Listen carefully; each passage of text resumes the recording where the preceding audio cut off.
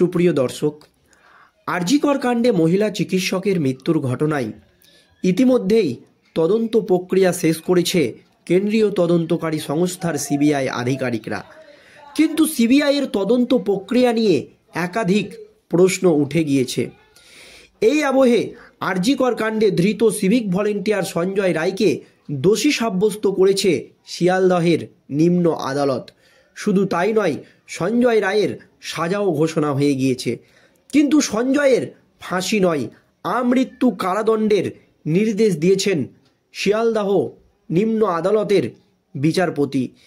এই আবহে কেন্দ্রীয় তদন্তকারী সংস্থার সিবিআই আধিকারিকরা একাধিক প্রশ্নের উত্তর দিতে পারেনি।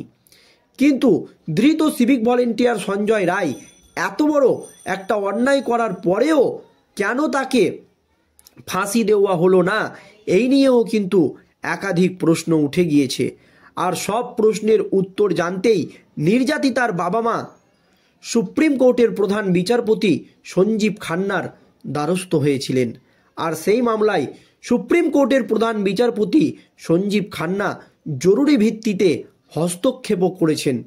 কিন্তু এই যাত্রায় সুপ্রিম কোর্টে বর্ষিয়ান আইনজীবী কপিল সিব্বালের জন্য বেঁচে গেল ধৃত সিভিক ভলেন্টিয়ার সঞ্জয় রায়।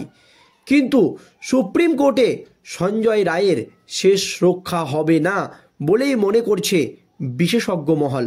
কিন্তু এখনও তদন্ত চালিয়ে যাওয়ার জন্য বড় বড় মূল মাথাদেরকে ধরার জন্য ধৃত সিভিক ভলেন্টিয়ার সঞ্জয় রায়ের অনেক প্রয়োজন। তাই তাকে দ্রুত ফাঁসিতে ঝুলালে কিন্তু বড় বড় মাথারা বেঁচে যাবে। সেই জন্যই কি এমন রায় দিয়েছেন শিয়ালদহ আদালতের বিচারপতি?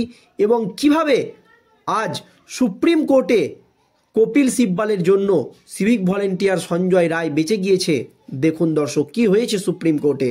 লিস্টে থাকলেও বুধবার সুপ্রিম কোর্টে আরজিকর মামলার শুনানি হলো না। আগামী 29শে জানুয়ারি আরজিকর মামলার শুনানি হবে বলে জানিয়েছেন সুপ্রিম কোর্টের প্রধান বিচারপতি সঞ্জীব খান্না। আগামী বুধবার দুপুর 2টোয় শুনানি হবে বলে জানান প্রধান বিচারপতি সঞ্জীব খান্না।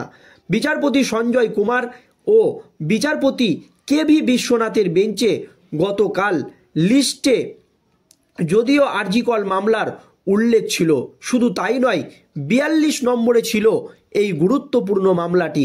কিন্তু মধ্যাহ্নভোজনের আগে পর্যন্ত 1 থেকে 5 নম্বরে মামলার শুনানি হয়। মধ্যাহ্নভোজনের পর ফের আদালত বসলে যাতে শুনানি হয় আবেদন জানিয়েছিলেন নির্যাতিতা পরিবারের আইনজীবী করুণানন্দী ম্যাম। কিন্তু মধ্যাহ্নভোজনের পরও শুনানি হলো না।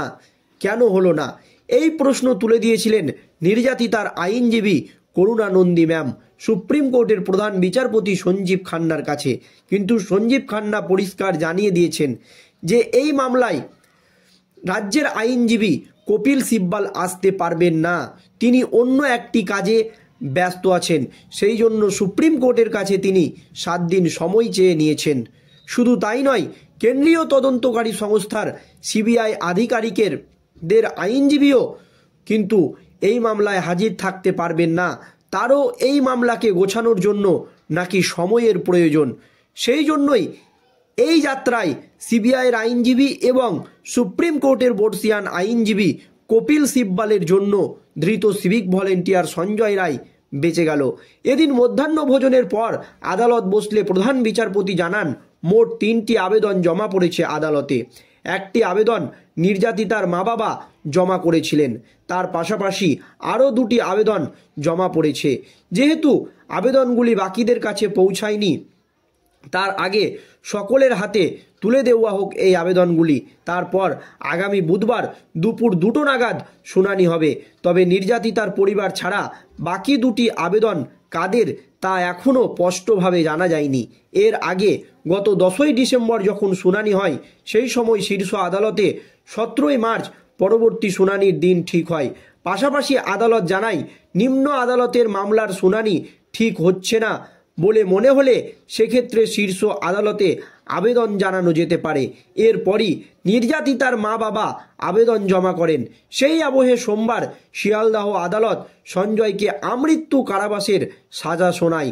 তারপর শুনানি হওয়ার কথা ছিল, কিন্তু তা পিছিয়ে গেল আগামী বুধবার পর্যন্ত। কেন? কপিল সিব্বাল এবং সিবিআইয়ের আইনজীবী তুষার মেহতার জন্য। আরজি কর হাসপাতালে তরুণী চিকিৎসককে ধর্ষণ ও খুনের ঘটনায় দোষী সঞ্জয় রায়কে সোমবারই আমরণ কারাবাসের সাজা শুনিয়েছে শিয়ালদাহ আদালত। সেই সাজা ঘোষণার পর সুপ্রিম কোর্টে আরজি কর মামলার প্রথম শুনানি হওয়ার কথা ছিল আজ। নিহত চিকিৎসকের পরিবারের দাবি, সঞ্জয় রায় একাই নয়, অপরাধে জড়িত আরও কয়েকজন।